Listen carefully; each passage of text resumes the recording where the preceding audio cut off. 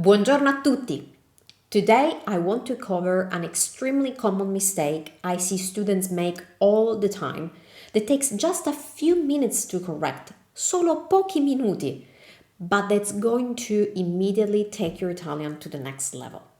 Even if you've been studying Italian for years, this grammar error could be the reason why you still sound like a beginner.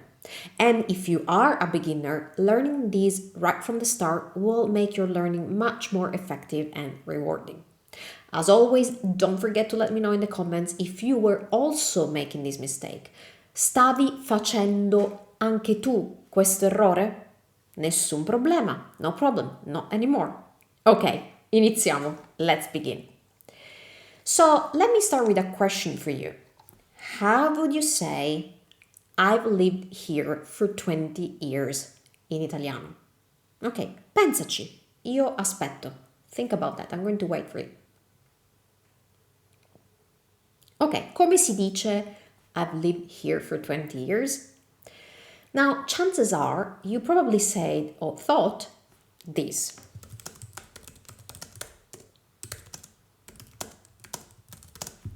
Ho abitato qui per 20 anni. Vero? Did you say that?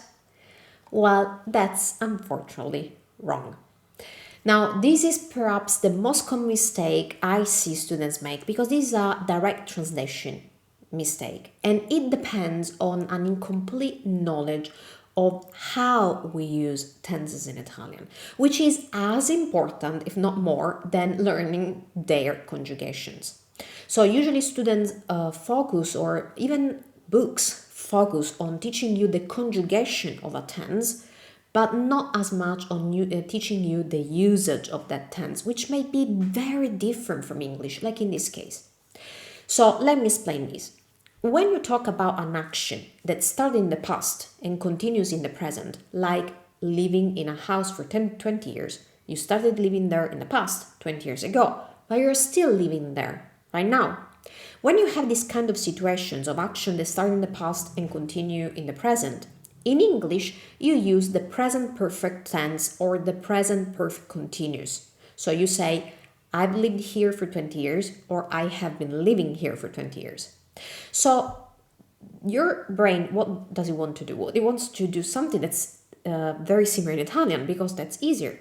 So the brain goes for, I have lived here for 20 years. Io ho abitato qui per 20 anni. See, it's a direct translation. They look so similar. The problem is ho abitato qui, ho abitato is passato prossimo in Italian.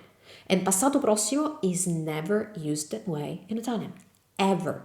Passato prossimo is for action that start in the past and are completed in the past. So you cannot say that in this instance. If you say ho abitato qui per 20 anni, that in Italian means I lived here for 20 years and I don't anymore. I know this looks so similar to the English, but it's completely different meaning in Italian. So remember, for actions that start in the past but are still continuing in the present, in English you say I have lived here. In Italian, you use present tense.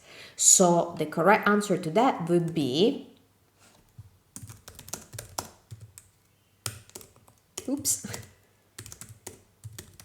abito qui da 20 anni. Now, we use present tense, so non ho abitato ma abito, presente, I live, and we use da, so from, not per, for. This is the difference in Italian for action that starts in the past and continue in the present. We need to use present tense plus the preposition da to indicate how long the action has been going on for. Now, do you want a trick to easily remember this? Here it is. If something is still part of your present, use present tense. That's how it is. It's actually pretty normal for my Italian brain. It's like, if it's still part of your present, why should you use passato? You use present. Usa il presente, giusto?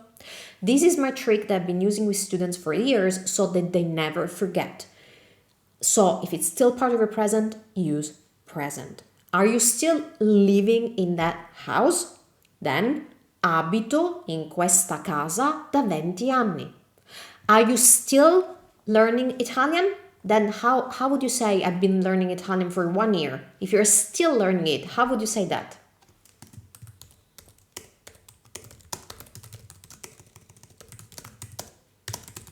Studio italiano da 1 anno. I still study it. So studio italiano da 1 anno. Is someone still working in the same place? So how would you say that? So for example, he has been working there for 5 years. How would you say that in Italian?